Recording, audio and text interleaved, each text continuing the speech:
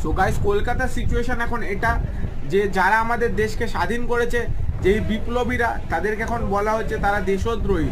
যেরকম ভগৎ সিং, ক্ষুদিরাম বোস, প্রফুল্ল চাকি, এরা আমাদের দেশ ইন্ডিয়াকে ব্রিটিশদের হাত থেকে বাঁচিয়েছে, আর তাদেরকে ওয়েস্ট বেঙ্গল গভর্নমেন্ট কি বলছে না তারা দেশদ্রোহী। মেদিনীপুরের বিদ্যাসাগর ইউনিভার্সিটিতে ক্লাস 7-এর কোশ্চেন পেপারে বেরিয়েছে যে দেশদ্রোহী কারা, ক্ষুদিরাম বোস, প্রফুল্ল চাকি, এরা দেশদ্রোহী। এটা 2013 সালে হয়েছিল, তখন এটা নিয়ে কিছু হয়নি। এখন আবার হচ্ছে 2025 সালে। এই হচ্ছে কলকাতা ওয়েস্ট বেঙ্গলের সিস্টেম। যারা আমাদের দেশকে স্বাধীন করেছে তাদেরকে দেশদ্রোহী বলছে। আর একটা কথা বলছি গাইস, মমতা ব্যানার্জি বলেছিল কেসারি 2 বয়কট করুন, কেন? ওখানে ক্ষুদিরাম বোসের নাম করেছিল ক্ষুদিরাম সিং।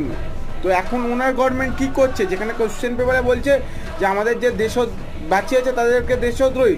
তো আমরা একটাই কথা বলবো, আমরা হিন্দু মানি। জয়।